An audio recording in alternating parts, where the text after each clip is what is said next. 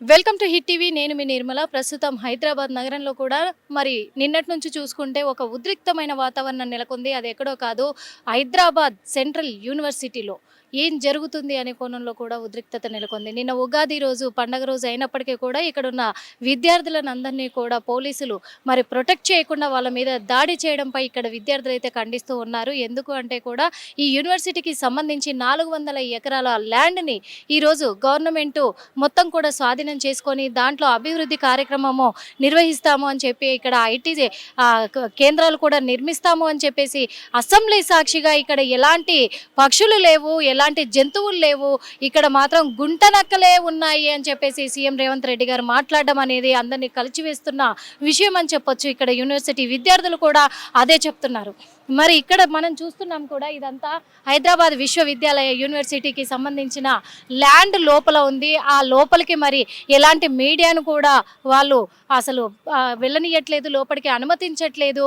ఎందుకు అంటే కూడా నిన్నటి నుంచి దాదాపు 40-50 జేసీబీలు అసలు ఎలాంటి ఇన్ఫర్మేషన్ లేకుండా విద్యార్థి సంఘాలకు కానీ, యూనివర్సిటీ నాయకులకు కానీ, యూనివర్సిటీ అధ్యక్షులకు కానీ ఎవరికి కూడా వీళ్ళు ఇన్ఫర్మేషన్ లేకుండా హుటాహుటిన కూడా వచ్చి మరి ఇక్కడ మొత్తం కూడా జేసీబీలతోటి చెట్లని, పుట్టలని అన్నిటిని కూడా తొలగిస్తూ వాళ్ళు చెట్లను కూల్చివేస్తున్న ఈ విధి విధానాలను కూడా ఇక్కడ విద్యార్థులైతే వాళ్ళు అడ్డుకునే ప్రయత్నంలోనే అడ్డుకుంటాము. ఎందుకంటే ఇక్కడ చెట్లను కూల్చే హక్కు ఎవరిచ్చారు, అసలు ఎందుకు వచ్చినాయి జేసీబీలు, దేనికి వచ్చారు, అసలు ఇది యూనివర్సిటీ ల్యాండ్, ఈ ల్యాండ్లో ఏం చేస్తున్నారని చెప్పేసి నేను క్వశ్చనింగ్ చేయడంతో వేగ్దమ్న అసలు పోలీసులు అందరూ కూడా మహిళలు ఉన్నారు అందులో, అలాగే జెంట్స్ ఉన్నారు, విద్యార్థులు. ఆ విద్యార్థుల పైన అటాక్ చేసి వాళ్ళ డ్రెస్సులు చిరిగిపోయేలాగా, వాళ్ళ తలలు పగిలిపోయేలాగా, ఒక్కొక్కరికి మొహాలు కూడా పగిలాయి.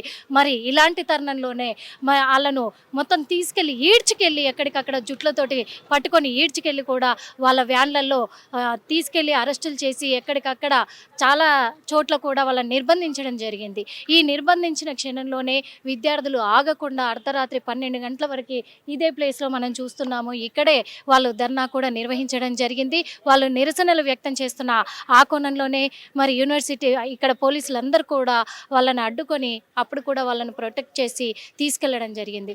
ఈ కోణంలోనే ఈ రోజులు మరి ఈ విద్యార్థులు అసలు ఈ జేసీబీలు అయ్యి ఏమాత్రం కూడా అక్కడ పనులు ఆగలేదు, నిరంతరాయంగా వాళ్ళు జరిపిస్తూనే ఉన్నారు. రాత్రి 12 గంటల సమయంలో వాళ్ళు ఇక్కడ నిర్వహిస్తున్న ఈ జేసీబీలతోని పనులు నిర్వహిస్తూ ఉంటే కూడా మరి ఇక్కడ పక్షులు విలవిలలాడుతున్నాయి. అలాగే నెమలుల కూతలు కూడా ఎంతో ఆవేదన కూడా వ్యక్తపరిచారు విద్యార్థులు. ఎందుకంటే నెమలులు అరుస్తున్నాయి, పక్షులు అరుస్తున్నాయి, జంతువులు అరుస్తున్నాయి, వాటి ఆర్తనాదాలు వినిపిస్తూ ఉన్నాయి మాకు అని చెప్పేసి విద్యార్థులైతే వాళ్ళ ఆవేదన వ్యక్తం చేస్తున్నారు. మరి రాష్ట్రాన్ని కాపాడాల్సిన సీఎం రేవంత్ రెడ్డి గారు ఎందుకు ఈ ల్యాండ్ పైన కన్నేశారు, ఎందుకు ఈ ల్యాండ్ని మొత్తము కాలుష్యపరం చేస్తున్నారు అని చెప్పేసి కూడా చెప్తూ ఉన్నారు. అదేవిధంగా ఇంకొకటి, ఇక్కడ ఉన్న చెట్లని అన్నిటిని కూడా నిర్మూలిస్తే మరి ఇక్కడ మొత్తానికి కార్బన్ డైఆక్సైడ్ నిండిపోతుంది, ఆక్సిజన్ తక్కువైపోతుంది, మరో ఢిల్లీగా మారిపోతుంది అని చెప్పేసి విద్యార్థులు ఆవేదన వ్యక్తం చేస్తున్నారు.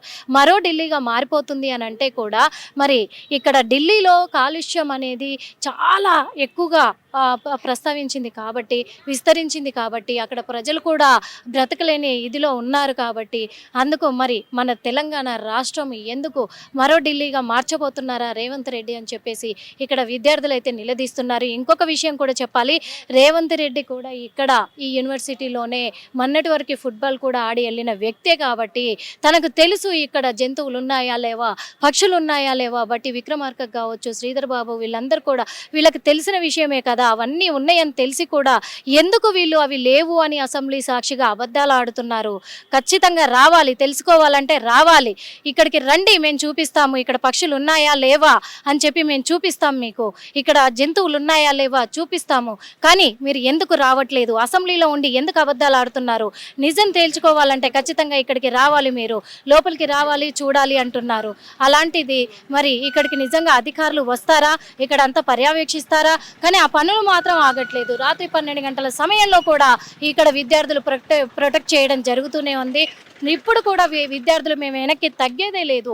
ఇది యూనివర్సిటీకి సంబంధించిన ల్యాండ్ 400 ఎకరాలు అనేటివి కూడా ఇక్కడ పికాక్లు లేవు కూడా, నా పక్షులకు సంబంధించింది, జంతువులకు సంబంధించింది, ఇక్కడ యూనివర్సిటీకి సంబంధించిన ల్యాండ్ ఇదంతా. మరి యూనివర్సిటీకి సంబంధించిన ల్యాండ్ని కబ్జా చేసుకోవడానికి ఏ గవర్నమెంట్ కూడా అధికారం లేదు, ఏ గవర్నమెంట్ కూడా ఇక్కడ వాళ్ళ హస్తాలు ఉపయోగించడానికి లేదు. అలాంటిది సీఎం రేవంత్ రెడ్డి గారు ఈరోజు ఎన్ని సంవత్సరాలుగా లేని ఇలాంటి ఇష్యూని ఇప్పుడు రేవంత్ రెడ్డి గారు ఇక్కడ ఏం చేద్దామని పకడ్బందీ ప్లాన్ చేస్తున్నారు.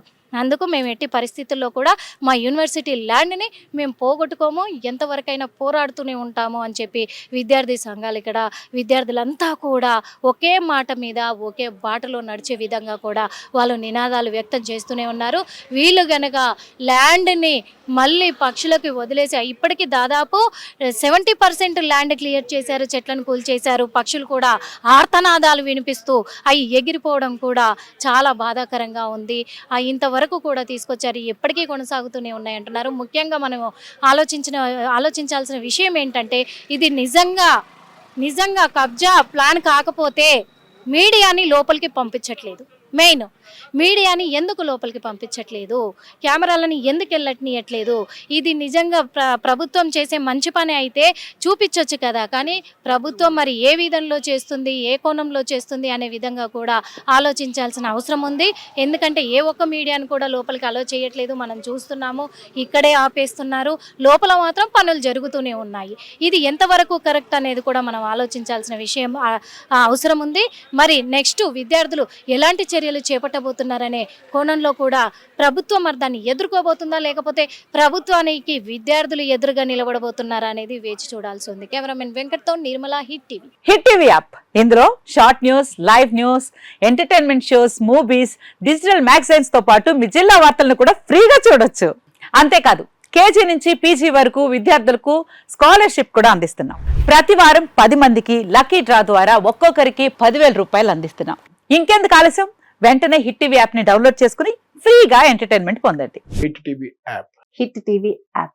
Please download hit TV app. Hit TV app ని ఫ్రీగా డౌన్లోడ్ చేసుకుని ఎంజాయ్ చేయండి. మీకు నచ్చిన ఎంటర్టైన్మెంట్ కోసం హిట్ టీవీ యాప్ ని ఫ్రీగా డౌన్లోడ్ చేసుకుని ఎంజాయ్ చేయండి. హిట్ టీవీ యాప్ ని డౌన్లోడ్ చేసుకుని ఆస్వాదించండి, ఆశీర్వదించండి. ఇంతమంది సెలబ్రిటీలు హిట్ టీవీ యాప్ ని డౌన్లోడ్ చేసుకోండి అని చెప్తున్నారంటే ఎంత మంచి యాప్ ఆలోచించండి.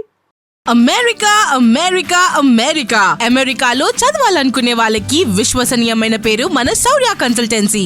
UK లో 1 year masters, UK లో 1 year masters, 2 years work permit up to 5 years visa. Contact Saurya Consultancy. Contact 89851 89851.